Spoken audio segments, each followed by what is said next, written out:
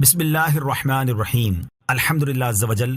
قرآن پاک کی تفسیر طالب القرآن، شاندار تفسیر قرآن جو کہ قبلہ مفسر قرآن شیخ الحدیث مفتی قاسم اتاری صاحب دامت برکاتہم العالیہ نے لکھی ہے۔ آئیے اس عظیم الشان تفسیر قرآن سے سورہ بقرہ کا تعارف، ترجمہ اور تفسیر قرآن سنتے ہیں۔ سورہ بقرہ کا تعارف۔ یہ سورت مدینہ منورہ میں نازل ہوئی۔ اس میں 40 رکوع اور 286 آیتیں ہیں۔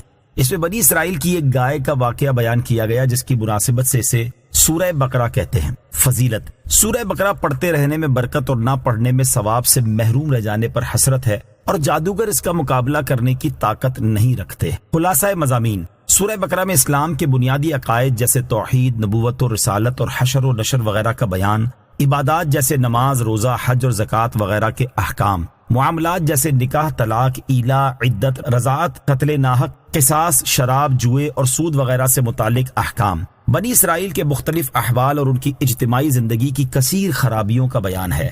بسم اللہ الرحمن الرحیم۔ اللہ کے نام سے شروع جو نہایت مہربان رحمت والا ہے۔ آیت نمبر 1۔ الف لام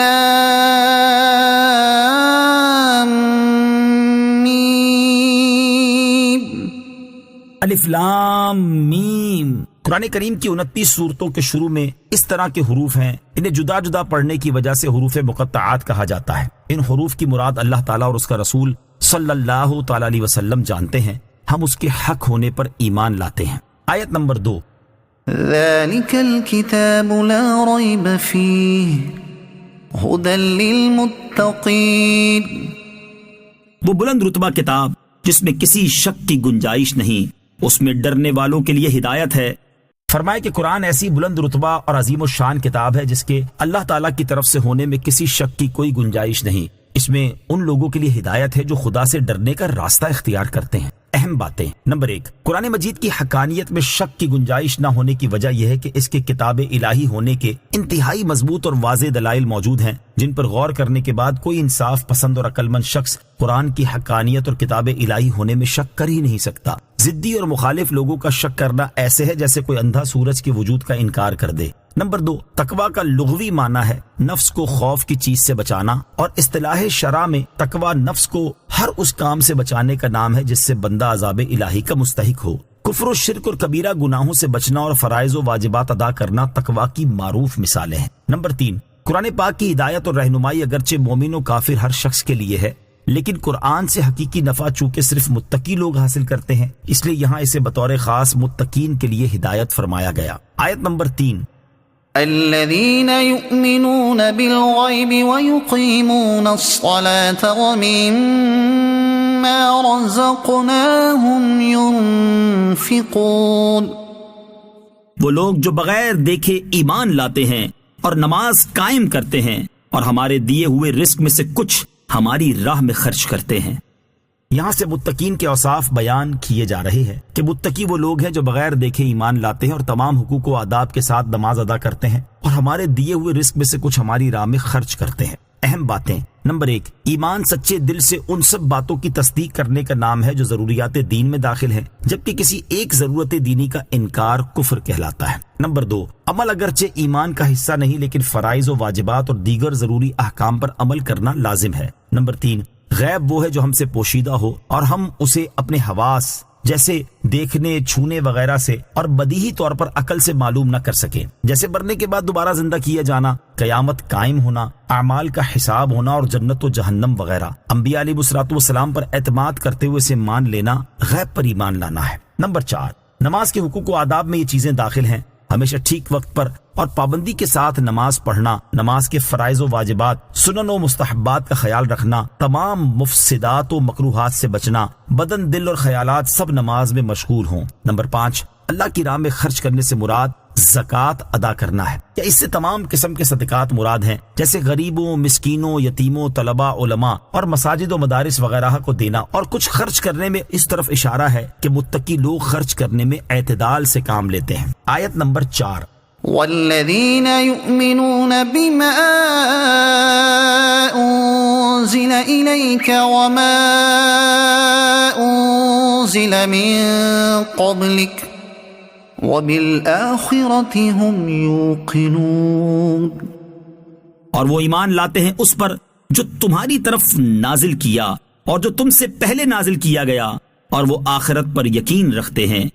فرمائے کہ متقی لوگ اس قرآن اور شریعت پر ایمان لاتے ہیں جو اے حبیب علیہ الصلوۃ والسلام آپ کی طرف نازل کیا گیا، اور ان آسمانی کتابوں اور صحیفوں وغیرہ پر بھی ایمان لاتے ہیں جو آپ سے پہلے نازل کیے گئے، اور وہ قیامت پر اور جو کچھ اس میں جزا و حساب وغیرہ ہے سب پر ایسا یقین رکھتے ہیں کہ اس میں انہیں ذرا بھی شک و شبہ نہیں ہے۔ اہم بات، قرآن کریم پر یوں ایمان رکھنا فرض ہے کہ ہمارے پاس موجود قرآن کا ایک ایک لفظ اللہ تعالیٰ کی طرف سے ہے اور برحق ہے۔ بقیہ قرآن کی تفصیلات جاننا فرض کفایہ ہے۔ اگر ایسے علماء موجود ہوں جنہوں نے ان کا علم حاصل کر لیا ہو تو عوام پر ان کا علم حاصل کرنا فرض نہیں۔ سابقہ آسمانی کتابوں پر یوں ایمان رکھنا فرض ہے کہ اللہ تعالیٰ نے گزشتہ انبیاء و مرسلین علیہ السلام پر کتابیں اور صحیفے نازل فرمائے، اور ان میں جو کچھ اس نے بیان فرمایا سب حق ہے۔ گزشتہ آسمانی کتابوں پر ایمان ہے لیکن عمل صرف اپنے دین کے مطابق کریں گے۔ آیت نمبر 5، أولئك على هدى من ربهم وأولئك هم المفلحون، یہی لوگ اپنے رب کی طرف سے ہدایت پر ہیں اور یہی لوگ کامیابی حاصل کرنے والے ہیں۔ فرمائے کہ بیان کردہ صفات سے متصف لوگ ہی اللہ تعالیٰ کی طرف سے عطا کردہ ہدایت اور سیدھے راستے پر قائم ہیں، اور یہی لوگ عذاب کے بغیر جنت میں داخل ہو کر کامل کامیابی حاصل کرنے والے ہیں۔ اہم بات، آخرت میں کامل کامیابی متقی لوگوں ہی کو حاصل ہوگی، البتہ کسی نہ کسی درجے کی کامیابی ہر نیک و بد مسلمان کو حاصل ہوگی، کیونکہ ہر مسلمان کو ایمان کی دولت حاصل ہے جس کی برکت سے بہرحال جنت میں داخلہ ضرور ہوگا اگرچہ عذاب جہنم کے بعد ہو۔ آیت نمبر 6، إن الذين كفروا سواء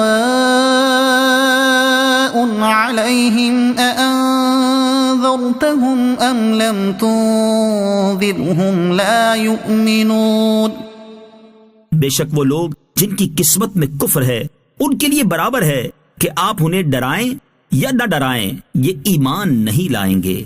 یہاں سے ازلی کفار کا حال اور ان کا انجام بیان کیا جا رہا ہے کہ اے حبیب، بے شک وہ لوگ جن کی قسمت میں کفر ہے جیسے ابو جہل اور ابو لہب وغیرہ کفار، ان کے حق میں برابر ہے کہ آپ انہیں کفر پر عذاب الہی سے ڈرائیں یا نہ ڈرائیں، یہ کسی صورت ایمان نہیں لائیں گے۔ اہم باتیں، نمبر 1، اس آیت میں چند خاص کفار کے ایمان نہ لانے کی خبر دی گئی ہے، ورنہ عمومی طور پر تمام کفار کے حق میں ڈرانا اور نہ ڈرانا برابر نہیں، کیونکہ بہت سے کفار بعد میں ایمان لے آئے۔ نمبر 2، کفر کا لغوی معنی ہے چھپانا، اور اصطلاح شرع میں ضروریات دین میں سے کسی چیز کا انکار یا تحقیر و استہزاء کرنے کو کفر کہتے ہیں۔ ضروریات دین اسلام کے وہ احکام ہیں جنہیں ہر خاص و عام جانتے ہوں۔ خاص سے مراد علماء ہیں اور عام سے مراد وہ مسلمان ہیں جو علماء تو شمار نہ کیے جاتے ہوں لیکن علماء کی صحبت میں بیٹھتے اور علمی مسائل کا ذوق رکھتے ہوں۔ نمبر 3، مبلغ کا کام رضا الہی کے لیے نیکی کی دعوت دینا ہے، قبول کرنے کی توفیق دینا اس کا کام نہیں، لہذا اسے چاہیے کہ رضا الہی کے لیے نیکی کی دعوت دے اور نتائج اللہ تعالیٰ کے سپرد کر دے۔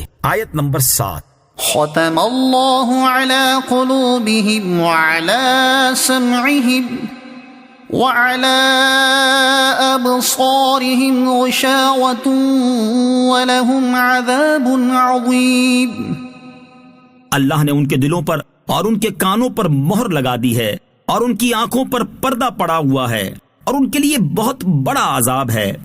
یہاں ان کفار کے ایمان نہ لانے کا سبب بیان کیا گیا ہے کہ اللہ تعالیٰ نے ان کفار کے دلوں اور کانوں پر مہر لگا دی ہے، اب ان میں ایمان داخل ہونے اور ان سے کفر و گمراہی نکلنے کی کوئی گنجائش باقی نہیں رہی، اور قبول حق کی جو صلاحیت ہر شخص میں فطری طور پر رکھی گئی ہے وہ کفر پر اصرار کی وجہ سے ان سے چھن چکی ہے، اور اللہ تعالیٰ نے ان کی آنکھوں پر ایسا پردہ ڈال دیا ہے جس سے وہ حق و ہدایت کی راہ اور اللہ تعالیٰ کی وحدانیت پر دلالت کرنے والی نشانیاں دیکھ نہیں سکتے، اور ان کے لیے بہت بڑا عذاب ہے۔ آیت نمبر 8، وَمِنَ النَّاسِ مَن يَقُولُ آمَنَّا بِاللَّهِ وَبِالْيَوْمِ الْآخِرِ وَمَا هُمْ بِمُؤْمِنِينَ، اور کچھ لوگ کہتے ہیں کہ ہم اللہ پر اور آخرت کے دن پر ایمان لے آئے ہیں، حالانکہ وہ ایمان والے نہیں ہیں۔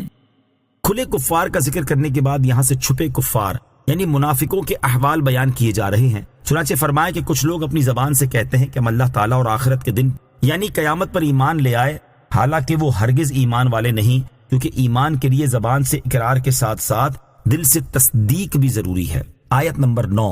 يخادعون الله والذين آمنوا وما يخدعون إلا أنفسهم وما يشعرون. یہ لوگ اللہ کو اور ایمان والوں کو فریب دینا چاہتے ہیں، حالانکہ یہ صرف اپنے آپ کو فریب دے رہے ہیں اور انہیں شعور نہیں. اللہ تعالیٰ اس سے پاک ہے کہ کوئی اسے فریب دے سکے. یہاں مراد یہ ہے کہ منافقین دل میں کفر چھپا کر اور زبان سے ایمان کا دعویٰ کر کے یہ سمجھتے ہیں کہ ہم نبی کریم علیہ الصلوۃ والسلام اور ایمان والوں کو فریب دینے میں کامیاب ہو رہے ہیں، لیکن حقیقت میں وہ خود کو فریب دے رہے ہیں کہ ایمان کا دعویٰ کرنے پر اگرچہ مسلمان قرار پا کر انہیں اسلامی حقوق مل گئے، لیکن آخرت میں بہرحال وہ جہنم کے سب سے نچلے حصے میں ہوں گے، لیکن انہیں اس کی حقیقت کا شعور ہی نہیں. درس: دھوکہ دینا منافقوں کا کام ہے، اس سے بچنا چاہیے. حدیث پاک میں ہے جس نے کسی مسلمان کو نقصان پہنچایا یا اس کے ساتھ دھوکہ کیا وہ ملعون ہے. آیت نمبر 10. في قلوبهم مرض فزادهم الله مرضا ولهم عذاب أليم بما كانوا يكذبون. ان کے دلوں میں بیماری ہے تو اللہ نے ان کی بیماری میں اور اضافہ کر دیا اور ان کے لیے ان کے جھوٹ بولنے کی وجہ سے دردناک عذاب ہے. فرمایا کہ ان کے دلوں میں شک، منافقت اور رسول اللہ صلی اللہ تعالی علیہ وسلم سے عداوت کی بیماری ہے، تو اللہ تعالیٰ نے ان کی بیماری میں مزید اضافہ کر دیا کہ نبی کریم علیہ الصلوۃ والسلام کا غلبہ بڑھایا، جس سے ان کی عداوت و حسد کی بیماری اور بڑھی، جبکہ شرعی احکام میں اضافے سے مزید تکلیف میں اضافہ ہو گیا، اور انہوں نے اللہ تعالیٰ اور آخرت پر ایمان لانے کا جو جھوٹا دعویٰ کیا اس کی سزا میں ان کے لیے جہنم کا دردناک عذاب ہے. درس نمبر 1. منافقت خطرناک باطنی مرض ہے.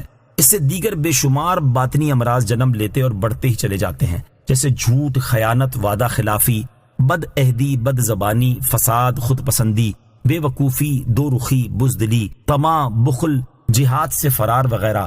اور اگر نفاق کا مرض عقیدے میں سرایت کر جائے تو دائمی عذاب کا سبب ہے، جبکہ عمل میں منافقت بھی جہنم میں داخلے کا سبب ہے. نمبر 2. جھوٹ بولنا حرام اور اس پر دردناک عذاب کی وعید ہے.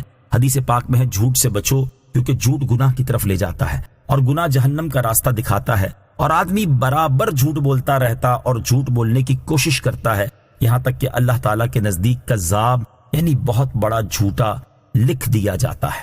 آیت نمبر 11. وَإِذَا قِيلَ لَهُمْ لَا تُفْسِدُوا فِي الْأَرْضِ قَالُوا إِنَّمَا نَحْنُ مُصْلِحُونَ. اور جب ان سے کہا جائے کہ زمین میں فساد نہ کرو تو کہتے ہیں ہم تو صرف اصلاح کرنے والے ہیں. منافقوں کا فساد یہ تھا کہ وہ دل میں کفر رکھتے اور اخلاص کے ساتھ ایمان نہ لاتے، دوسروں کو ایمان لانے سے روکتے، مسلمانوں کے راز کفار تک پہنچاتے اور انہیں مسلمانوں کے خلاف بھڑکاتے تھے. جب انہیں اس سے روکا گیا تو وہ اپنے فساد کو اصلاح کے نام سے مزین کرتے ہوئے کہنے لگے کہ ہمارا مقصد فساد پھیلانا ہرگز نہیں بلکہ ہم تو صرف اصلاح کرنے والے ہیں. درس: فساد پھیلانا اور اسے اصلاح کا نام دینا عام فساد کے مقابلے میں بڑا فساد ہے. ہمارے معاشرے میں بھی اس کے مظاہر موجود ہیں. آیت نمبر 12. ألا إنهم هم المفسدون ولكن لا يشعرون. سن لو، بے شک یہی لوگ فساد پھیلانے والے ہیں مگر انہیں اس کا شعور نہیں.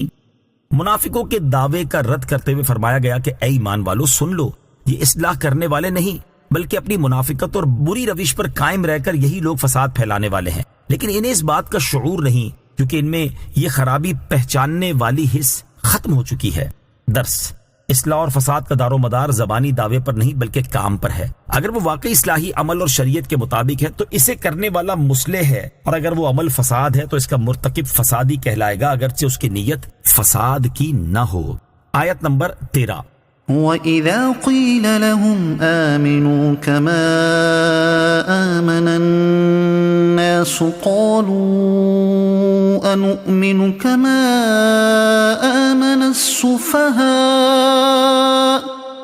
أَلَا إِنَّهُمْ هُمُ السُّفَهَاءُ وَلَكِنْ لَا يَعْلَمُونَ. اور جب ان سے کہا جائے کہ تم اسی طرح ایمان لاؤ جیسے اور لوگ ایمان لائے تو کہتے ہیں کیا ہم بے وقوفوں کی طرح ایمان لائیں؟ سن لو، بے شک یہی لوگ بے وقوف ہیں مگر یہ جانتے نہیں. ایمان سے متعلق منافقوں کا طرز عمل بیان کیا گیا کہ جب ان سے کہا جائے کہ تم اس طرح ایمان لاؤ جیسے دوسرے لوگ یعنی صحابہ کرام علیہم رضوان ایمان لائے، تو وہ اپنی نجی محفلوں میں کہتے ہیں کہ کیا ہم بے وقوفوں کی طرح ایمان لائیں؟ ان کی تردید میں فرمایا سن لو، صحیح ایمان لانا ترک کر کے یہ منافق ہی حماقت کے مرتکب ہیں اور انہیں اپنی اس بے وقوفی کا علم بھی نہیں۔ اہم بات، صحابہ کرام علیہم رضوان چونکہ مفاد پرست نہیں بلکہ مخلص مومن تھے، راہ خدا میں آنے والی مشکلات برداشت کرتے اور نبی کریم علیہ الصلوۃ والسلام پر اپنی جان قربان کرنے کے لیے ہر وقت تیار رہتے تھے۔ یہ امور منافقوں کی نظر میں بے وقوفی تھے، حالانکہ یہ بے وقوفی نہیں بلکہ سراسر دانائی تھی۔ درس نمبر 1، صحابہ کرام علیہ رضوان کا ایمان بارگاہ الہی میں قابل قبول ایمان کا ایک معیار ہے۔ نمبر 2، دینداروں کو بے وقوف اور دکیا نوسی خیالات والا کہنا منافقوں کی بڑی پرانی عادت ہے۔ آیت نمبر 14، وَإِذَا لَقُوا الَّذِينَ آمَنُوا قَالُوا آمَنَّا وَإِذَا خَلَوْا إِلَى شَيَاطِينِهِمْ قَالُوا إِنَّا مَعَكُمْ إِنَّمَا نَحْنُ مُسْتَهْزِئُونَ۔ اور جب یہ ایمان والوں سے ملتے ہیں تو کہتے ہیں ہم ایمان لا چکے ہیں، اور جب اپنے شیطانوں کے پاس تنہائی میں جاتے ہیں تو کہتے ہیں کہ ہم تمہارے ساتھ ہیں، ہم تو صرف ہنسی مذاق کرتے ہیں۔ یہاں منافقوں کا ایک دوغلا پن بیان کیا گیا ہے کہ جب بھی صحابہ کرام علیہ رضوان سے ملتے تو کہتے کہ ہم تو آپ کی طرح پکے مومن ہیں، لیکن جب اپنے گمراہ کن سرداروں کے پاس تنہائی میں جاتے تو انہیں اپنے کفر کی یوں یقین دہانی کراتے کہ ہمارے عقیدے وہی ہیں جو تمہارے ہیں، مسلمانوں کے سامنے ہمارا اقرار ایمان تو محض ہنسی مذاق کے طور پر ہوتا ہے۔ درس، دوغلا پن منافقوں کا طرز عمل ہے، اس سے بچنا چاہیے۔ حدیث پاک میں ہے تم بروز قیامت اللہ عز و جل کے نزدیک لوگوں میں اسے پاؤ گے جو دو منہ والا ہوگا، جو ان کے پاس اور منہ سے جائے اور ان کے پاس اور منہ سے۔ آیت نمبر 15، اللہ یستہزئ بہم ویمدہم فی طغیانہم یعمہون۔ اللہ ان کی ہنسی مذاق کا انہیں بدلہ دے گا اور ابھی وہ انہیں مہلت دے رہا ہے کہ یہ اپنی سرکشی میں بھٹکتے رہیں۔ اللہ تعالیٰ استہزاء یعنی مذاق مسخری کرنے اور تمام عیوب سے پاک ہے۔ یہاں جو اس کی طرف استہزاء کی نسبت ہے، اس سے مراد منافقوں کے استہزاء کا بدلہ دینا ہے۔ منافقوں کو ان کی ہنسی مذاق کی اصل سزا تو آخرت میں ملے گی۔ دنیا میں اللہ تعالیٰ نے ان کی فوری گرفت نہ فرمائی بلکہ انہیں مہلت دے کر ان کے حال پر چھوڑ دیا تاکہ وہ اپنے کفر و سرکشی میں بھٹکتے رہیں اور ان کی اخروی سزا بڑی ہو۔ آیت نمبر 16، أولئك الذين اشتروا الضلالة بالهدى فما ربحت تجارتهم وما كانوا مهتدين۔ یہی وہ لوگ ہیں جنہوں نے ہدایت کے بدلے گمراہی خرید لی تو ان کی تجارت نے کوئی نفع نہ دیا اور یہ لوگ راہ جانتے ہی نہیں تھے۔ فرمایا کہ یہی وہ لوگ ہیں جنہوں نے ہدایت یعنی ایمان کے بدلے کفر اختیار کر کے گمراہی خرید لی تو یہ تجارت ان کے لیے کسی طور پر بھی نفع مند ثابت نہ ہوئی بلکہ اس خریداری کی بنا پر وہ آخرت کے دائمی عذاب کے مستحق ٹھہرے اور سب سے بڑے نقصان کا شکار ہوئے۔ یہ لوگ ایمانی تجارت کے اصول جانتے ہی نہ تھے، اسی لیے نفع ہی نہیں اصل سرمایہ ایمان بھی تباہ کر بیٹھے۔ آیت نمبر 17، مثلهم كمثل الذي استوقد نارا فلما أضاءت ما حوله ذهب الله بنورهم وتركهم في ظلمات لا يبصرون۔ ان کی مثال اس شخص کی طرح ہے جس نے آگ روشن کی، پھر جب اس آگ نے اس کے آس پاس کو روشن کر دیا تو اللہ ان کا نور لے گیا اور انہیں تاریکیوں میں چھوڑ دیا، انہیں کچھ دکھائی نہیں دے رہا، بہرے گونگے اندھے ہیں، پس یہ لوٹ کر نہیں آئیں گے۔ اس آیت میں ایک مثال کے ذریعے منافقوں کا حال مزید واضح کیا گیا ہے۔ چنانچہ فرمایا کہ منافقوں کی مثال اس شخص کی طرح ہے جس نے اندھیرے میں آگ روشن کی تاکہ اس سے نفع حاصل کرے، پھر جب آگ نے اس کے آس پاس کی جگہ روشن کر دی تو اسے دکھائی دینے لگا، سردی کی تکلیف دور ہوئی اور موذی جانوروں وغیرہ سے امن بھی حاصل ہو گیا۔ اسی دوران روشن آگ کو بجھا کر اللہ تعالیٰ ان کا نور لے گیا اور انہیں تاریکیوں میں چھوڑ دیا۔ اب انہیں اپنے ارد گرد کچھ دکھائی نہیں دے رہا، وہ حیران، پریشان اور خوف زدہ ہیں۔ یہی حال منافقوں کا ہے کہ انہوں نے زبان سے کلمہ ایمان کا اظہار کیا جس کے ذریعے اپنی جان و مال اور اولاد کو محفوظ کر لیا، غنیمتیں اور زکوٰۃ وصول کر کے ان سے نفع اٹھایا، اور جب اللہ تعالیٰ انہیں موت دے کر ان کی زندگی کا نور لے جائے گا اور کفر، نفاق اور قبر کی تاریکیوں میں چھوڑ دے گا تو یہ ظلمت و خوف کی طرف لوٹ آئیں گے۔ آیت نمبر 18، صم بكم عمي فهم لا يرجعون، بہرے، گونگے، اندھے ہیں، پس یہ لوٹ کر نہیں آئیں گے۔ کان کا مقصد یہ ہے کہ ان سے حق سنا اور قبول کیا جائے، زبان کا مقصد یہ ہے کہ اس کے ذریعے حق بولا جائے، آنکھوں کا مقصد یہ ہے کہ ان سے حق کی طرف دیکھا جائے، اور جب ان اعضاء کو ان کے مقاصد میں استعمال نہ کیا جائے تو گویا کان بہرے، زبانیں گونگی اور آنکھیں اندھی ہیں۔ منافقوں کا یہی حال تھا کہ ان کے کان، زبانیں اور آنکھیں اگرچہ سلامت تھیں لیکن وہ حق بات سن کر قبول نہ کرتے، حق بات بیان کرنے اور راہ حق کی طرف دیکھنے سے رکتے تھے، اس لیے وہ گویا کہ بہرے، گونگے اور اندھے تھے۔ ایسے لوگ ہدایت کی طرف نہیں آتے۔ آیت نمبر 19، أو كصيب من السماء فيه ظلمات ورعد وبرق يجعلون أصابعهم في آذانهم من الصواعق حذر الموت والله محيط بالكافرين۔ یا ان کی مثال آسمان سے اترنے والی بارش کی طرح ہے جس میں تاریکیاں اور گرج اور چمک ہے۔ یہ زوردار کڑک کی وجہ سے موت کے ڈر سے اپنے کانوں میں انگلیاں ٹھونس رہے ہیں، حالانکہ اللہ کافروں کو گھیرے ہوئے ہے۔ فرمایا کہ یا ان منافقوں کی مثال بادل سے اترنے والی بارش میں گھرے ہوئے لوگوں کی طرح ہے۔ اس بادل میں تاریکیاں، گرج اور چمک ہے۔ جب بجلی زور سے کڑکتی ہے تو وہ اس ڈر سے اپنے کانوں میں انگلیاں ٹھونس لیتے ہیں کہ کہیں اس کی آواز سن کر مر ہی نہ جائیں۔ یہی حال منافقوں کا ہے کہ جب قرآن میں کفر کا ذکر، اس کی وعید اور حق کے روشن دلائل کا بیان ہوتا ہے تو منافق اس ڈر سے اپنے کانوں میں انگلیاں ٹھوس لیتے ہیں کہ کہیں ان آیات کو سن کر وہ اخلاص کے ساتھ ایمان لانے اور اپنے باطل عقائد چھوڑنے کی طرف مائل نہ ہو جائیں جو ان کے نزدیک موت کی مانند ہے۔ فرمایا کہ اللہ تعالیٰ کافروں کو گھیرے ہوئے ہے تو یہ اس کی پکڑ سے کسی بھی طرح بچ نہیں سکتے۔ اہم بات، یہاں گھیرنے سے مراد علم و قدرت سے گھیرنا ہے، یعنی کوئی کافر اللہ تعالیٰ کے علم اور قدرت کے احاطے سے باہر نہیں۔ حصی طور پر گھیرنا یہاں مراد نہیں کیونکہ یہ جسم کا وصف ہے اور اللہ تعالیٰ جسم و جسمانیت سے پاک ہے۔ آیت نمبر 20، يكاد البرق يخطف أبصارهم كلما أضاء لهم مشوا فيه وإذا أظلم عليهم قاموا ولو شاء الله لذهب بسمعهم وأبصارهم إن الله على كل شيء قدير۔ بجلی یوں معلوم ہوتی ہے کہ ان کی نگاہیں اچک کر لے جائے گی، حالت یہ ہے کہ جب کچھ روشنی ہوئی تو اس میں چلنے لگے، اور جب ان پر اندھیرا چھا گیا تو کھڑے رہ گئے، اور اگر اللہ چاہتا تو ان کے کان اور آنکھیں سلب کر لیتا، بے شک اللہ ہر شے پر قادر ہے۔ اس آیت میں سابقہ مثال کا ایک اور پہلو بیان کیا گیا ہے کہ جب بجلی چمکتی ہے تو یوں معلوم ہوتا ہے کہ وہ ان کی نگاہیں اچک کر لے جائے گی، اور بارش میں گرنے والوں کا حال یہ ہوتا ہے کہ جب کچھ روشنی ہوئی تو اس میں چلنا شروع کر دیا، اور جب ان پر اندھیرا چھا گیا تو کھڑے رہ گئے۔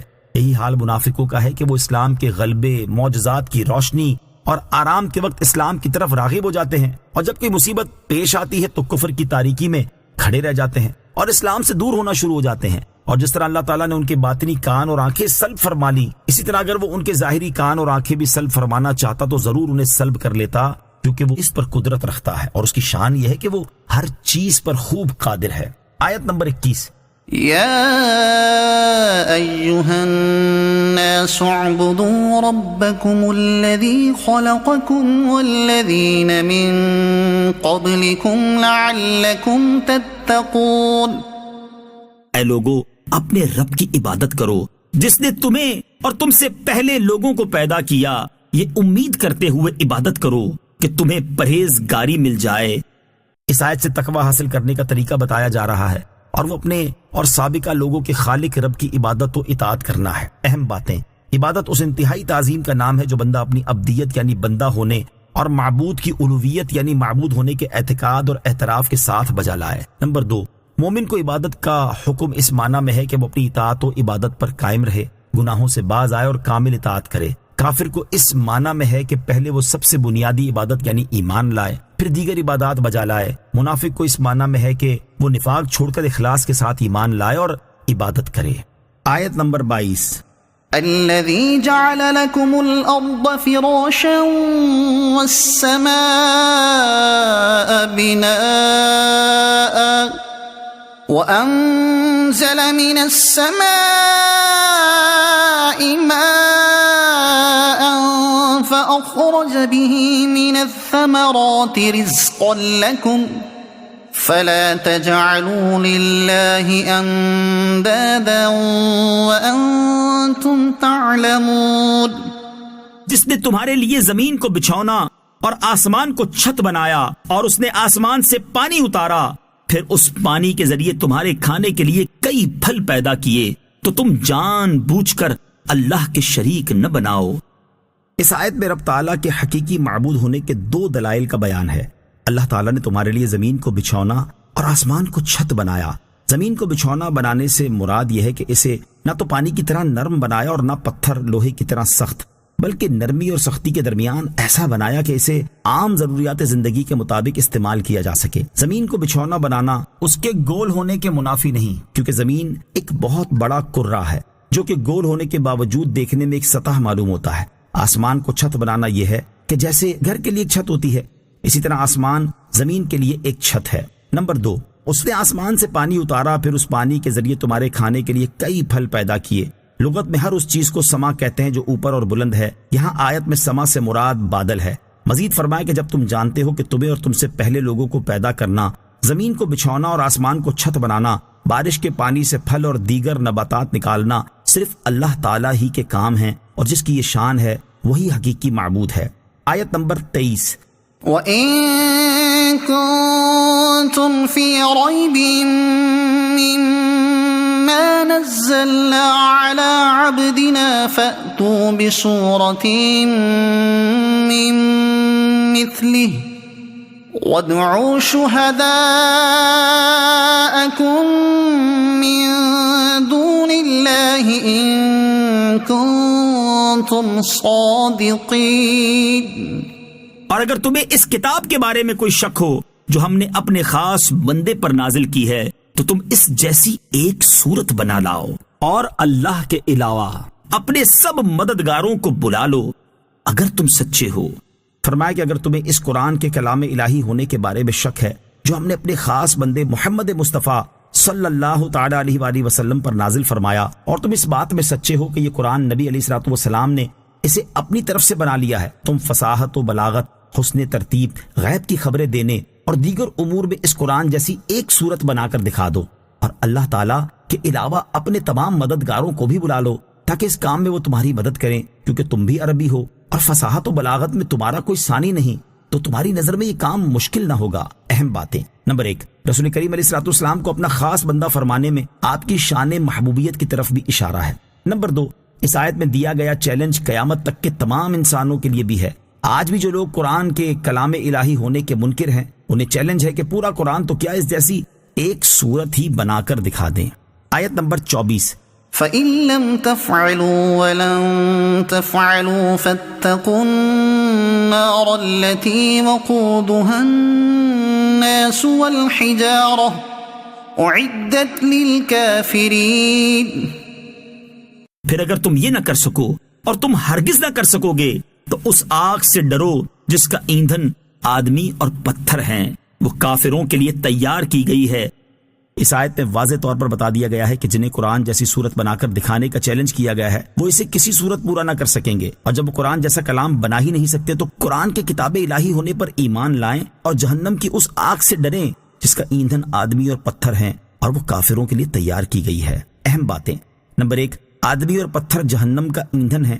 یہاں آدمی سے مراد کافر آدمی ہے اور پتھر سے وہ بت مراد ہیں جنہیں کفار پوجتے ہیں۔ نمبر 2، پتھروں کا جہنم میں جانا سزا پانے کے لیے نہیں بلکہ اپنے پجاریوں کو سزا دینے کے لیے ہوگا۔ نمبر 3، جہنم پیدا ہو چکی ہے اور اس وقت بھی موجود ہے کیونکہ یہاں ماضی کے الفاظ ہیں۔ آیت نمبر 25، وَبَشِّرِ الَّذِينَ آمَنُوا وَعَمِلُوا الصَّالِحَاتِ أَنَّ لَهُمْ جَنَّاتٍ تَجْرِي مِن تَحْتِهَا الْأَنْهَارُ كلما رزقوا منها من ثمرة رزقا قالوا هذا الذي رزقنا من قبل وأتوا به متشابها وَلَهُمْ فِيهَا أَزْوَاجٌ مُطَهَّرَةٌ وَهُمْ فِيهَا خَالِدُونَ۔ اور ان لوگوں کو خوشخبری وہ جو ایمان لائے اور انہوں نے اچھے عمل کیے کہ ان کے لیے ایسے باغات ہیں جن کے نیچے نہریں بہ رہی ہیں۔ جب انہیں ان باغوں میں سے کوئی پھل کھانے کو دیا جائے گا تو کہیں گے یہ تو وہی رزق ہے جو ہمیں پہلے دیا گیا تھا، حالانکہ انہیں ملتا جلتا پھل پہلے دیا گیا تھا۔ اور ان جنتیوں کے لیے ان باغوں میں پاکیزہ بیویاں ہوں گی اور وہ ان باغوں میں ہمیشہ رہیں گے۔ کفار کو نارے جہنم سے ڈرانے کے بعد اب ایمان لانے اور نیک اعمال کرنے والوں کو جنت کی بشارت دی جا رہی ہے، جو کہ آیت کے ترجمے سے واضح ہے۔ اہم باتیں: نمبر 1، ایمان صحیح عقائد اختیار کرنے کا نام ہے، اور نیکیاں وہ عمل ہیں جو شرعاً اچھے ہوں، ان میں فرائض و نوافل سبھی داخل ہیں۔ نیز یہاں ایمان اور عمل کا جدا جدا ذکر ہوا، جس سے ظاہر ہے کہ عمل ایمان کا حصہ نہیں ہے۔ نمبر 2، جنتی پھل رنگت میں آپس میں ملتے جلتے مگر ذائقے میں جدا جدا ہوں گے، اس لیے جب دوسری بار پھل ملیں گے تو جنتی کہیں گے کہ یہ پھل تو ہمیں پہلے بھی مل چکا ہے، لیکن لذت نہیں اور لطف زیادہ ہوگا۔ یا یہ معنی ہے کہ جنتی پھل شکل و صورت میں دنیاوی پھلوں کی طرح ہوں گے، جب یہ پھل انہیں ملیں گے تو وہ کہیں گے یہ تو وہی پھل ہے جو اس سے پہلے ہمیں دنیا میں دیا گیا۔ ان پھلوں کی شکل و صورت ایک جیسی ہوگی، لیکن جنتی پھل ذائقے میں دنیاوی پھلوں سے بہت اعلیٰ ہوں گے۔ نمبر 3، جنتی بیویاں خواہ حوریں ہوں یا دنیا کی عورتیں، سب کی سب تمام ظاہری و باطنی و اخلاقی گندگیوں سے پاک ہوں گی۔ نمبر 4، اہل جنت کو نہ کبھی موت آئے گی اور نہ ہی انہیں جنت سے نکالا جائے گا۔ آیت نمبر 26، ان اللہ لا يستحی ان یضرب مثلا ما بعوضة فما فوقها فأما الذين آمنوا فيعلمون أنه الحق من ربهم وأما الذين كفروا فيقولون ماذا أراد الله بهذا مثلا يضل به كثيرا ويهدي به كثيرا وما يضل به إلا الفاسقين۔ بے شک اللہ اس سے حیا نہیں فرماتا کہ مثال سمجھانے کے لیے کیسی ہی چیز کا ذکر فرمائے، مچھر ہو یا اس سے بڑھ کر۔ بہرحال ایمان والے تو جانتے ہیں کہ یہ ان کے رب کی طرف سے حق ہے، اور رہے کافر تو وہ کہتے ہیں اس مثال سے اللہ کی مراد کیا ہے؟ اللہ بہت سے لوگوں کو اس کے ذریعے گمراہ کرتا ہے اور بہت سے لوگوں کو ہدایت عطا فرماتا ہے، اور وہ اس کے ذریعے صرف نافرمانوں ہی کو گمراہ کرتا ہے۔ شان نزول: جب اللہ تعالیٰ نے سورہ بقرہ یعنی سورہ بقرہ کے دوسرے رکوع میں منافقوں کی 2 مثالیں بیان فرمائیں تو منافقوں نے یہ اعتراض کیا کہ اللہ تعالیٰ کی یہ شان نہیں کہ وہ ایسی مثالیں بیان فرمائے، اور بعض علماء نے فرمایا کہ جب اللہ تعالیٰ نے کفار کے معبودوں کی کمزوری کو مکڑی کے جال کی مثال سے بیان فرمایا تو کافروں نے اس پر اعتراض کیا کہ اللہ تعالیٰ کی یہ شان نہیں کہ وہ ایسی کمتر چیزوں کا ذکر فرمائے۔ اس کے رد میں یہ آیت نازل ہوئی اور یہ فرمایا گیا کہ اللہ تعالیٰ کوئی بات سمجھانے کے لیے مچھر یا اس سے بھی چھوٹی چیز کی مثال دینا ترک نہیں فرماتا۔ ان مثالوں کے متعلق مومن تو سمجھتے ہیں کہ مثالیں بیان کرنا ان کے رب کی جانب سے حق ہے، کیونکہ بات سمجھانے کے لیے مثال بیان کرنا کلام کے ماہرین کا طریقہ ہے، اور جیسی کمتر چیز ہو اسی کے حساب سے مثال دی جاتی ہے، مثلا بے اختیار بتوں کے لیے کمزور مکڑی کی وغیرہ۔ اب جہاں تک کافروں کا تعلق ہے کہ وہ کہتے ہیں اس مثال سے اللہ کی مراد کیا ہے، یعنی کفار ان مثالوں کے بیان پر اعتراض کرتے ہیں، تو یہ سن لیں کہ مثالوں کے ذریعے اللہ تعالیٰ بہت سے لوگوں کو گمراہ کرتا اور بہت سے لوگوں کو ہدایت عطا فرماتا ہے، اور گمراہ وہی ہوتے ہیں جو جانتے بوجھتے کفر و انکار پر ڈٹے رہتے ہیں۔ آیت نمبر 27، الذين ينقضون عهد الله من بعد ميثاقه ويقطعون ما أمر الله به أن يوصل ويفسدون في الأرض أولئك هم الخاسرون۔ وہ لوگ جو اللہ کے وعدے کو پختہ ہونے کے بعد توڑ ڈالتے ہیں اور اس چیز کو کاٹتے ہیں جس کے جوڑنے کا اللہ نے حکم دیا ہے اور زمین میں فساد پھیلاتے ہیں تو یہی لوگ نقصان اٹھانے والے ہیں۔ یہاں کتاب الہی سے ہدایت پانے کی بجائے گمراہ ہونے والے فاسقوں کی 3 بری صفات ذکر کی گئی ہیں۔ چنانچہ فرمایا کہ فاسق وہ لوگ ہیں جو اللہ تعالیٰ سے کیے ہوئے عہد کو مضبوط اور پختہ کرنے کے بعد اس کی خلاف ورزی کر کے اسے توڑ ڈالتے ہیں، اور جس چیز کو جوڑنے کا اللہ تعالیٰ نے حکم دیا اسے وہ کاٹ دیتے ہیں اور زمین میں فساد پھیلاتے ہیں۔ تو ایمان سے محروم جن فاسقوں کی یہ بری صفات بیان کی گئی، یہی لوگ ہمیشہ کے لیے عذاب جہنم میں مبتلا ہو کر حقیقی نقصان اٹھانے والے ہیں۔ اہم باتیں: نمبر 1، یہاں عہد سے مراد وہ عہد ہے جو میثاق کے دن اللہ تعالیٰ نے لوگوں سے لیا کہ کیا میں تمہارا رب نہیں؟ سب نے کہا ہاں، کیوں نہیں۔ پھر دنیا میں اللہ تعالیٰ پر ایمان نہ لا کر کافروں نے یہ عہد توڑ دیا۔ اس سے مراد وہ عہد ہے جو اللہ تعالیٰ نے تورات میں حضور علیہ الصلوۃ والسلام پر ایمان لانے سے متعلق یہودیوں سے لیا۔ اس کا اقرار کر لینے کے باوجود یہ لوگ آپ علیہ الصلوۃ والسلام پر ایمان نہ لائے اور وہ عہد توڑ دیا۔ نمبر 2، جن چیزوں کو جوڑنے کا اللہ تعالیٰ نے حکم دیا وہ یہ ہیں: رشتہ داروں سے تعلقات برقرار رکھنا، مسلمانوں کے ساتھ دوستی و محبت کرنا، سب انبیاء علیہ الصلوۃ والسلام کو ماننا اور تمام آسمانی کتابوں کی تصدیق کرنا۔ انہیں کاٹنے کا مطلب ان کے خلاف عمل کرنا ہے۔ آیت نمبر 28، كيف تكفرون بالله وكنتم أمواتا فأحياكم ثم يميتكم ثم يحييكم ثم إليه ترجعون۔ تم کیسے اللہ کے منکر ہو سکتے ہو؟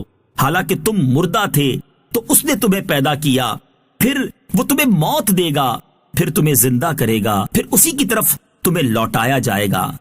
کفر کی خرابی اور برائی کفار کے دلوں میں بٹھانے کے لیے ان سے فرمایا گیا کہ تم کس طرح خدا کے منکر ہو سکتے ہو، حالانکہ تم بدن میں روح ڈالے جانے سے پہلے تمام مراحل میں مردہ تھے، یعنی کچھ نہ تھے یا بے جان جسم تھے۔ پھر اس نے تمہارے جسم میں روح ڈال کر تمہیں زندگی دی، پھر وہ تمہاری مدت حیات پوری ہونے پر تمہیں موت دے گا، پھر قبر میں سوال و جواب کے وقت یا قیامت کے دن تمہیں زندہ کرے گا، پھر حشر کے بعد تمہیں اسی کی طرف لوٹایا جائے گا اور وہ تمہیں تمہارے اعمال کی جزا دے گا۔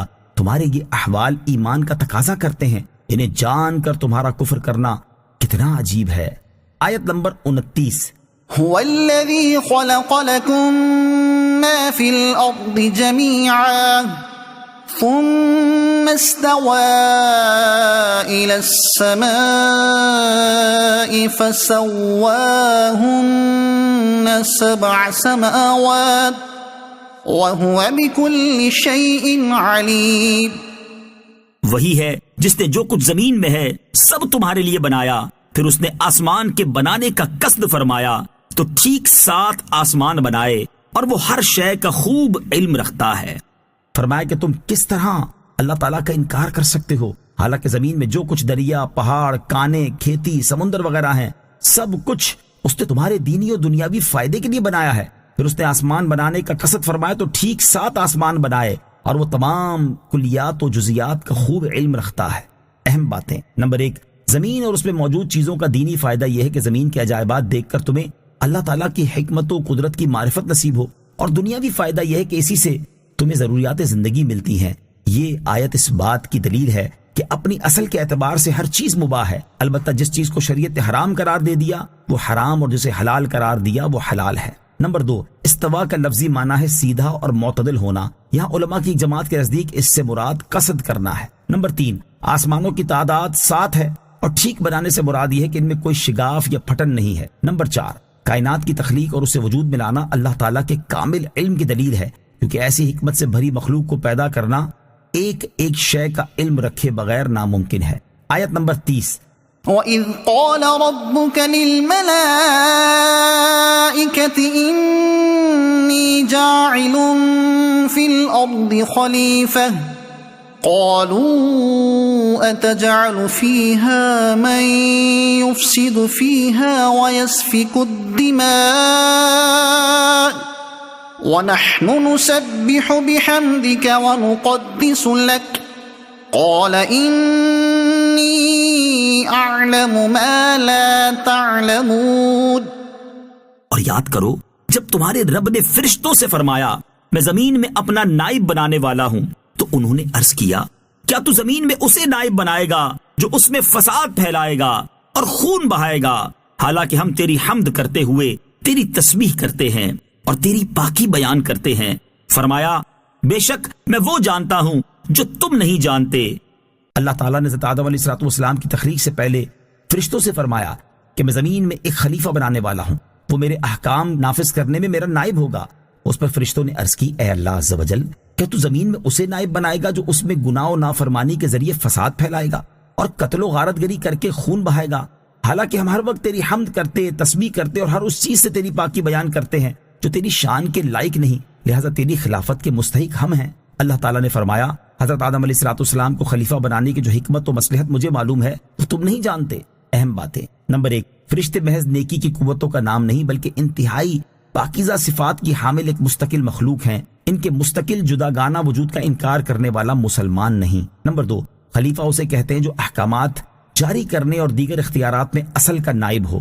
نمبر 3، فرشتوں نے انسان کی طرف فساد پھیلانے اور خون ریزی کرنے کی جو نسبت کی تو ان چیزوں کا علم انہیں یا تو صراحت کے ساتھ اللہ تعالیٰ کی طرف سے دیا گیا تھا یا انہوں نے لوح محفوظ سے پڑھا تھا، یا زمین پر آباد جنوں کے عمل پر قیاس کرتے ہوئے انہوں نے یہ کہا تھا۔ آیت نمبر 31۔ وعلم آدم الأسماء كلها ثم عرضهم على الملائكة فقال أنبئوني بأسماء هؤلاء إن كنتم صادقين۔ اور اللہ تعالیٰ نے آدم کو تمام اشیاء کے نام سکھا دیے، پھر ان سب اشیاء کو فرشتوں کے سامنے پیش کر کے فرمایا، اگر تم سچے ہو تو ان کے نام بتاؤ۔ حضرت آدم علیہ السلام کی تخلیق کے بعد اللہ تعالیٰ نے تمام چیزیں ان کے سامنے کی اور بطور الہام تمام چیزوں کے نام، کام، صفات، خصوصیات، اصولی علم اور صنعتیں انہیں سکھا دی۔ پھر یہ تمام چیزیں فرشتوں کے سامنے کر کے فرمایا، اگر تم اپنے خیال میں سچے ہو کہ تم سے زیادہ علم والی کوئی مخلوق نہیں اور خلافت کے زیادہ حقدار تم ہو تو ان چیزوں کے نام بتا دو، کیونکہ خلیفہ کا کام اختیار استعمال کرنا، کاموں کی تدبیر کرنا اور عدل و انصاف کرنا ہے، اور یہ ان تمام چیزوں کے علم کے بغیر ممکن نہیں۔ درس: حضرت آدم علیہ السلام فرشتوں سے افضل ہیں کہ اللہ تعالیٰ نے انہیں اپنا خلیفہ بنایا، اور آپ علیہ السلام فرشتوں سے زیادہ علم رکھتے ہیں، اور زیادہ علم والا افضل ہوتا ہے۔ اس سے علم کی فضیلت بھی ظاہر ہوئی کہ یہ خلوتوں اور تنہائیوں کی عبادت سے افضل ہے۔ آیت نمبر 32۔ قالوا سبحانك لا علم لنا إلا ما علمتنا إنك أنت العليم الحكيم۔ فرشتوں نے عرض کی، اے اللہ تو پاک ہے، ہمیں تو صرف اتنا علم ہے جتنا تو نے ہمیں سکھا دیا، بے شک تو ہی علم والا، حکمت والا ہے۔ جب فرشتے ان چیزوں کے نام نہ بتا سکے تو انہوں نے عرض کی، اے اللہ تو پاک ہے، ہمیں صرف اتنا ہی علم حاصل ہے جتنا تو نے ہمیں سکھا دیا، بے شک تو ہی اپنی مخلوق کا علم رکھنے والا اور اپنے کام میں حکمت والا ہے۔ آیت نمبر 33۔ قال يا آدم أنبئهم بأسمائهم فلما أنبأهم بأسمائهم قال ألم أقل لكم إني أعلم غيب السماوات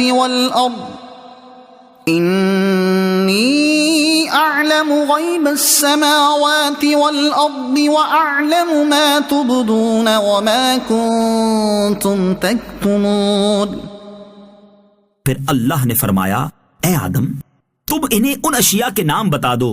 تو جب آدم نے انہیں ان اشیاء کے نام بتا دیے تو اللہ نے فرمایا، اے فرشتوں کیا میں نے تمہیں نہ کہا تھا کہ میں آسمانوں اور زمین کی تمام چھپی چیزیں جانتا ہوں، اور میں جانتا ہوں جو کچھ تم ظاہر کرتے اور جو کچھ تم چھپاتے ہو۔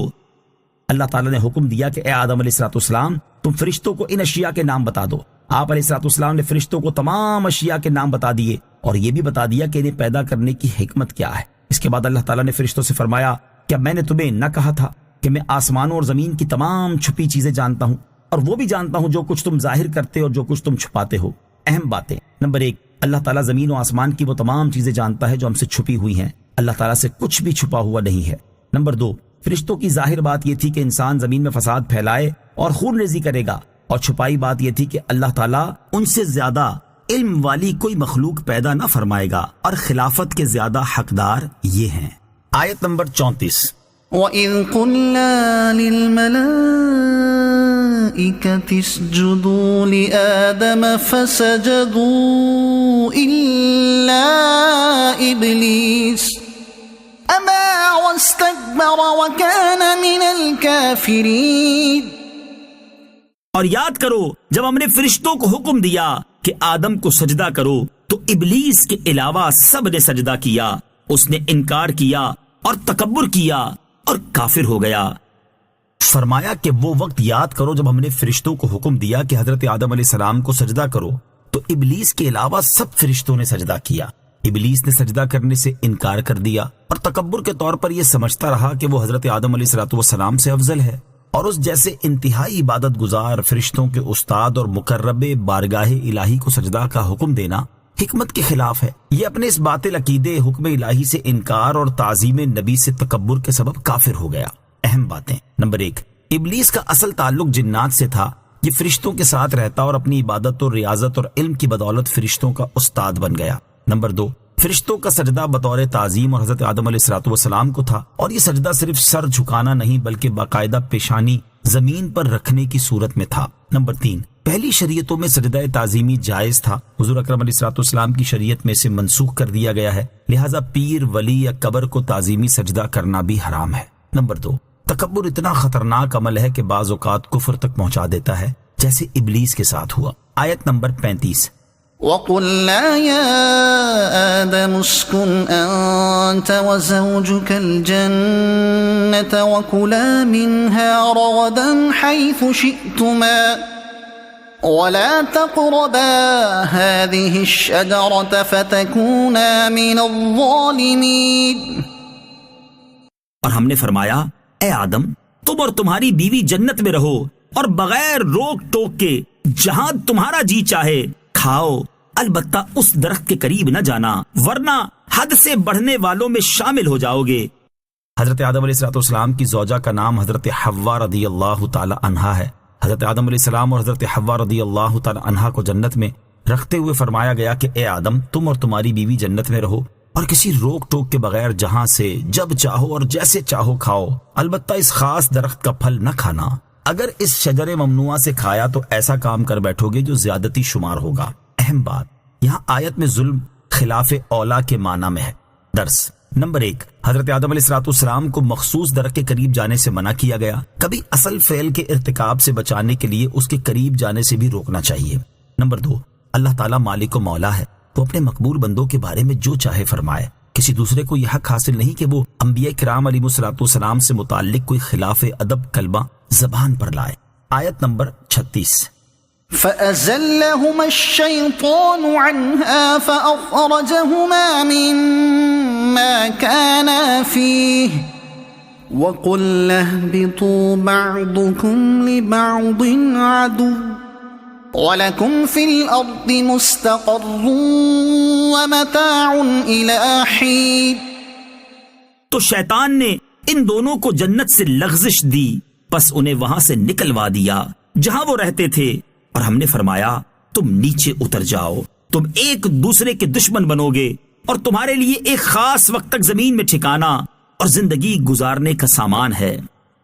شیطان نے حضرت آدم علیہ السلام اور حضرت حوا رضی اللہ تعالی عنہا سے کہا کہ میں تمہیں ایسے درخت کے بارے میں بتا دیتا ہوں جس کا پھل کھانے سے تم ہمیشہ زندہ رہنے والے بن جاؤ گے۔ پھر اس نے ان دونوں کا خیر خواہ ہونے پر اللہ تعالیٰ کی قسم بھی کھائی، قسم کی وجہ سے انہوں نے شیطان کو سچا گمان کر لیا، پھر دونوں نے اس درخت کا پھل کھا لیا۔ کھانے کی وجہ یہ بنی کہ آدم علیہ السلام نے اجتہاد سے یہ سمجھا کہ ممانعت حرام کر دینے کے لیے نہ تھی بلکہ محض ناپسندیدگی کا اظہار تھا، یوں انہوں نے کھا لیا، لیکن اس ذریعے سے شیطان نے چال چل کر حضرت آدم علیہ السلام اور حضرت حوا رضی اللہ تعالی عنہا کو جنت سے نکلوا دیا۔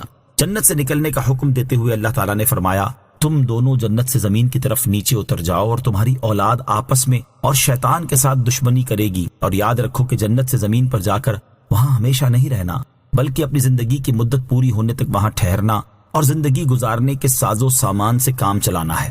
درس، نبی گناہوں سے معصوم ہوتے ہیں اور حضرت آدم علیہ السلام کا شجر ممنوعہ سے کھانا گناہ ہرگز نہ تھا، وہ اجتہادی خطا تھی جس میں معصیت کا کوئی عزم و ارادہ نہ تھا، بلکہ شیطان نے دھوکے سے انہیں اس درخت کا پھل کھلا دیا تھا، لہٰذا اس معاملے میں منفی گفتگو سے بچنا فرض ہے۔ اعلیٰ حضرت امام احمد رضا خان رحمۃ اللہ تعالی فرماتے ہیں غیر تلاوت میں اپنی طرف سے حضرت آدم علیہ السلام کی طرف نافرمانی و گناہ کی نسبت حرام ہے۔ آیت نمبر 37۔ فتلقى آدم من ربه كلمات فتاب عليه إنه هو التواب الرحيم۔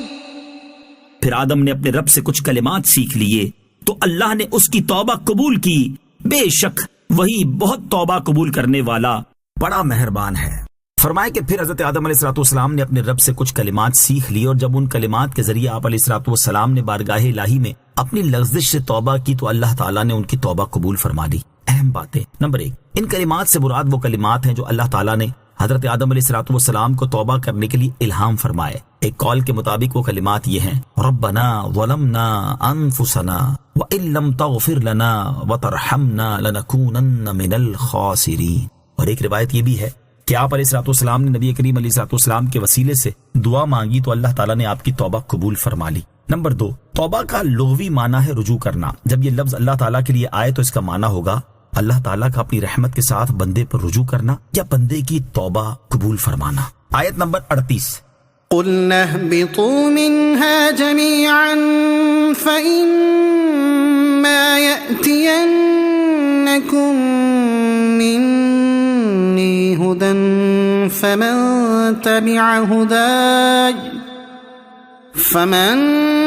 تَبِعَ هُدَايَ فَلَا خَوْفٌ عَلَيْهِمْ وَلَا هُمْ يَحْزَنُونَ۔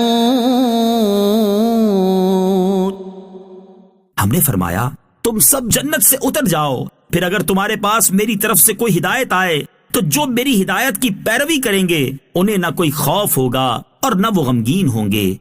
بطور تاکید دوبارہ فرمائے کہ تم سب جنت سے اتر جاؤ۔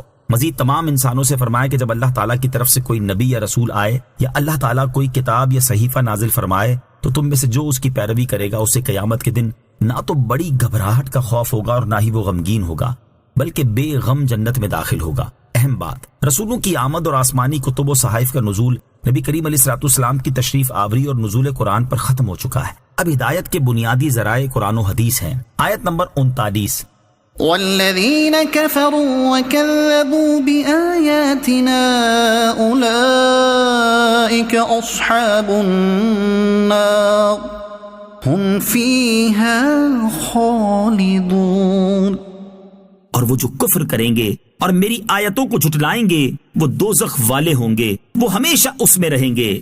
فرمایا کہ انبیاء اور رسولوں کی تشریف آوری اور کتب الہیہ کے نزول کے بعد جن لوگوں نے کفر کیا اور ہماری آیتوں کو جھٹلایا تو وہ لوگ دوزخ والے ہوں گے اور ہمیشہ اس میں رہیں گے، نہ انہیں موت آئے گی اور نہ ہی اس سے کبھی نکل سکیں گے۔ آیت نمبر 40۔ یا بنی اسرائیل اذکروا نعمتی التي انعمت علیکم واوفوا بعہدی اوف بعہدکم وإیای فارہبون۔ اے یعقوب کی اولاد، یاد کرو میرا وہ احسان جو میں نے تم پر کیا اور میرا عہد پورا کرو، میں تمہارا عہد پورا کروں گا اور صرف مجھ سے ڈرو۔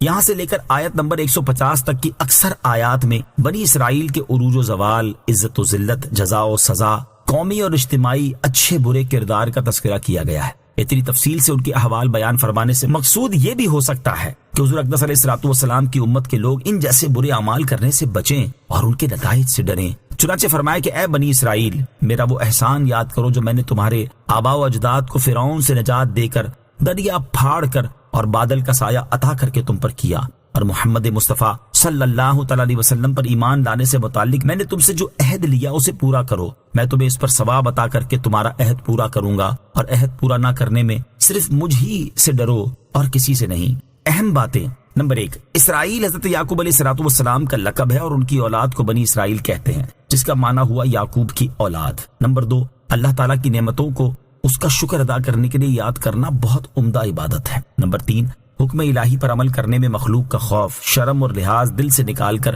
صرف اللہ تعالیٰ کے خوف کو پیش نظر رکھنا چاہیے۔ آیت نمبر 41۔ وآمنوا بما أنزلت مصدقا لما معكم ولا تكونوا أول كافر به ولا تشتروا بآياتي ثمنا قليلا وإياي فاتقون، اور ایمان لاؤ اس کتاب پر جو میں نے اتاری ہے، وہ تمہارے پاس موجود کتاب کی تصدیق کرنے والی ہے، اور سب سے پہلے اس کا انکار کرنے والے نہ بنو، اور میری آیتوں کے بدلے تھوڑی قیمت نہ وصول کرو، اور مجھ ہی سے ڈرو۔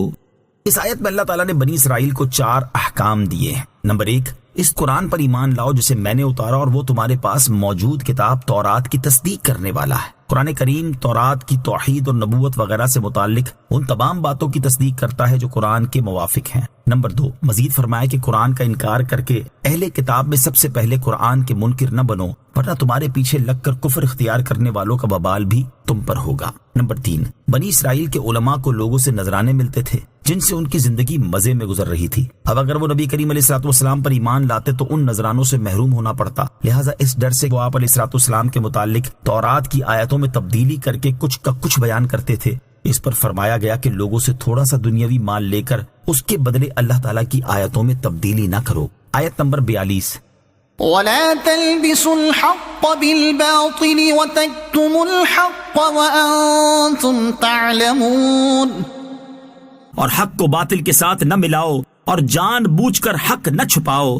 بنی اسرائیل کے علماء اپنے باطل مفادات اور نفسانی خواہشات کی بنا پر تورات میں کلام الہی کے ساتھ اپنی تراشیدہ باتیں لکھ دیتے اور عوام کے سامنے حضور اکرم علیہ الصلوۃ والسلام کے اوصاف بیان کرتے وقت اپنی طرف سے باطل باتیں ملا دیا کرتے تھے۔ یوں ہی علماء جانتے تھے کہ تورات میں بیان کیے گئے تمام اوصاف نبی اکرم علیہ الصلوۃ والسلام پر صادق آتے ہیں، اس کے باوجود وہ انہیں چھپاتے تھے، انہیں اس طرز عمل سے منع کیا گیا۔ آیت نمبر 43، وَأَقِيمُوا الصَّلَاةَ وَآتُوا الزَّكَاةَ وَارْكَعُوا مَعَ الرَّاكِعِينَ، اور نماز قائم رکھو اور زکوٰۃ ادا کرو اور رکوع کرنے والوں کے ساتھ رکوع کرو۔ فرمائے کہ تمام حقوق و شرائط اور آداب کے ساتھ نماز ادا کرو، اور تمہارے مالوں میں جو زکوٰۃ تم پر فرض ہو اسے ادا کرو، اور نبی کریم علیہ الصلوۃ والسلام اور ان کے صحابہ کے ساتھ باجماعت نماز ادا کرو۔ اہم بات، بنی اسرائیل کو یہ تینوں احکام اس طور پر ہیں کہ پہلے ایمان لائیں، پھر نماز قائم کریں، زکوٰۃ دیں اور باجماعت نماز ادا کریں۔ درس، نماز قائم کرنے، زکوٰۃ دینے اور باجماعت نماز پڑھنے کو اسلامی عبادات میں بنیادی حیثیت حاصل ہے۔ آیت نمبر 44، أَتَأْمُرُونَ النَّاسَ بِالْبِرِّ وَتَنْسَوْنَ أَنفُسَكُمْ وَأَنْتُمْ تَتْلُونَ الْكِتَابَ أَفَلَا تَعْقِلُونَ، کیا تم لوگوں کو بھلائی کا حکم دیتے ہو اور اپنے آپ کو بھولتے ہو حالانکہ تم کتاب پڑھتے ہو؟ تو کیا تمہیں عقل نہیں؟ شان نزول، بنی اسرائیل کے علماء اپنے مسلمان قریبی رشتہ داروں سے کہتے کہ تم محمد مصطفیٰ صلی اللہ علیہ وسلم کے دین پر ثابت قدم رہو کیونکہ یہ حق ہے، لیکن خود ایمان نہ لاتے تھے۔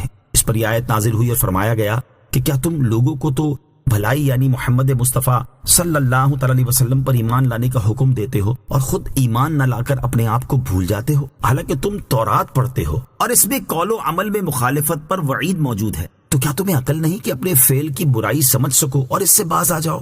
درس، دوسروں کو بھلائی کا حکم دینا اور خود کو بھول جانا بہت بڑی محرومی ہے۔ البتہ جہاں نیکی کی دعوت دینے کا موقع ہو وہاں اپنے بے عمل ہونے کے سبب رکا نہ جائے، بلکہ نیکی کی دعوت دی جائے، کیونکہ نیکی کی دعوت دینے اور با عمل ہونے سے متعلق جدا جدا حکم ہے۔ ایک پر عمل نہ کرنے سے یہ لازم نہیں آتا کہ دوسرے پر بھی عمل نہ کیا جائے۔ آیت نمبر 45، وَاسْتَعِينُوا بِالصَّبْرِ وَالصَّلَاةِ وَإِنَّهَا لَكَبِيرَةٌ إِلَّا عَلَى الْخَاشِعِينَ، اور صبر اور نماز سے مدد حاصل کرو، اور بے شک نماز ضرور بھاری ہے مگر ان پر جو دل سے میری طرف جھکتے ہیں۔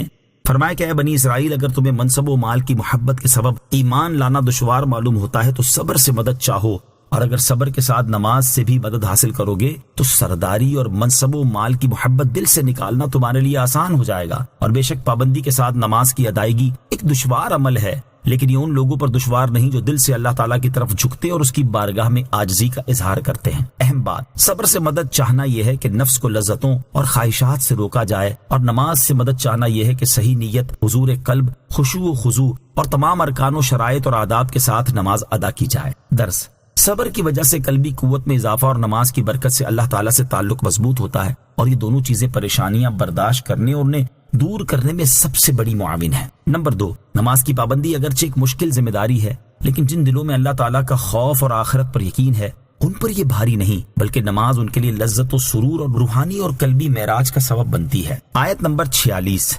الذين يظنون أنهم ملاقو ربهم وأنهم إليه راجعون، جنہیں یقین ہے کہ انہیں اپنے رب سے ملنا ہے اور انہیں اسی کی طرف لوٹ کر جانا ہے۔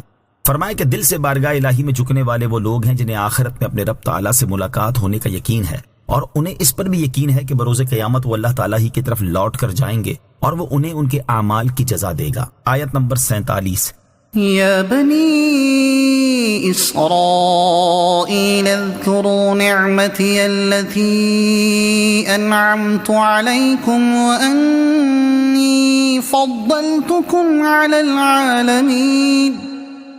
اے یعقوب کی اولاد، یاد کرو میرا وہ احسان جو میں نے تم پر کیا، اور یہ کہ میں نے تمہیں اس سارے زمانے پر فضیلت عطا فرمائی۔ یہاں سے دور رسالت کے یہودیوں کو ان کے چند تاریخی واقعات یاد دلا کر تنبیہ و نصیحت کی گئی ہے۔ یہ واقعات چونکہ ان میں بہت مشہور تھے، اس لیے تفصیل بیان کرنے کی بجائے صرف ان کی طرف اشارہ کیا گیا۔ نیز ان یہودیوں کے نزدیک یہ واقعات باعث فخر تھے، اس لیے قرآن میں انہیں اس طرح بیان کیا گیا ہے جیسے یہ انہی کے ساتھ پیش آئے ہیں۔ اہم باتیں، احسان الہی یاد کرنے سے مراد اس پر شکر الہی بجا لانا ہے، اور یہ کہ آخری نبی علیہ الصلوۃ والسلام کا انکار کر کے ناشکری نہ کرو۔ نمبر 2، بنی اسرائیل کو ان کے اپنے زمانے میں تمام لوگوں پر فضیلت عطا کی گئی تھی۔ حضور پرنور علیہ الصلوۃ والسلام کی آمد پر یہ فضیلت امت مسلمہ کی طرف منتقل ہو گئی، جیسا کہ قرآن میں ہے، کنتم خیر امۃ اخرجت للناس تأمرون، اے مسلمانوں تم بہترین امت ہو جو لوگوں کی ہدایت کے لیے ظاہر کی گئی۔ آیت نمبر 48، واتقوا يوما لا تجزي نفس عن نفس شيئا ولا يقبل منها شفاعة ولا يؤخذ منها عدل ولا هم ينصرون، اور اس دن سے ڈرو جس دن کوئی جان کسی دوسرے کی طرف سے بدلہ نہ دے گی، اور نہ کوئی سفارش مانی جائے گی، اور نہ اس سے کوئی معاوضہ لیا جائے گا، اور نہ ان کی مدد کی جائے گی۔ فرمایا کہ قیامت کے اس دن سے ڈرو جس دن کوئی شخص دوسرے کا حساب کتاب اپنے ذمے لے کر اسے چھوڑا نہ سکے گا، اور نہ ہی کافر کے لیے کی گئی سفارش قبول ہوگی۔ نیز عذاب جہنم سے نجات کے لیے اگر کافر کوئی تاوان یا فدیہ دینا چاہے تو وہ نہیں لیا جائے گا، اور اس دن ایسا کوئی نہ ہوگا جو عذاب الہی سے بچا کر کفار کی مدد کر سکے۔ درس نمبر 1، قیامت میں شفاعت پانے کے لیے ایمان پر خاتمہ ضروری ہے، لہذا ایمان کی حفاظت کی بہت فکر کرنی چاہیے۔ نمبر 2، قیامت کے دن کفار شفاعت و مدد سے مکمل طور پر محروم ہوں گے، جبکہ اللہ تعالیٰ کی اجازت سے گناہگار مسلمانوں کی شفاعت ہوگی۔ آیت نمبر 49، وَإِذْ نَجَّيْنَاكُمْ مِنْ آلِ فِرْعَوْنَ يَسُومُونَكُمْ سُوءَ الْعَذَابِ يُذَبِّحُونَ أَبْنَاءَكُمْ وَيَسْتَحْيُونَ نِسَاءَكُمْ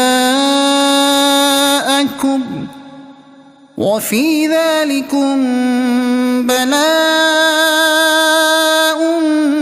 مِّن رَّبِّكُمْ عَظِيمٌ۔ اور یاد کرو جب ہم نے تمہیں فرعونیوں سے نجات دی جو تمہیں بہت برا عذاب دیتے تھے، تمہارے بیٹوں کو ذبح کرتے تھے اور تمہاری بیٹیوں کو زندہ چھوڑ دیتے تھے، اور اس میں تمہارے رب کی طرف سے بڑی آزمائش تھی۔ فرعون نے بنی اسرائیل کو اپنا خادم اور غلام بنا رکھا تھا، اور ان پر انتہائی بے دردی سے محنت و مشقت کے دشوار کام لازم کر دیے تھے۔ فرعون کے لوگ بنی اسرائیل پر طرح طرح کی سختیاں کرتے اور ان سے یہ کام کرواتے تھے، جیسے پتھروں کی بڑی بڑی چٹانیں کاٹنا، انہیں کاندھوں پر اٹھا کر پہاڑوں سے دوسری جگہ پر منتقل کرنا، غریبوں سے روزانہ غروب آفتاب سے پہلے جبرن ٹیکس وصول کرنا وغیرہ۔ مزید یہ کہ ایک خواب کی بنا پر فرعون نے بنی اسرائیل کے بیٹوں کو ذبح کر دینے اور بیٹیوں کو زندہ چھوڑ دینے کا حکم جاری کر دیا، جس سے بنی اسرائیل اور سخت تکلیف میں مبتلا ہو گئے تھے۔ اللہ تعالیٰ نے بنی اسرائیل کو ان مصائب سے نجات دے کر ان پر احسان فرمایا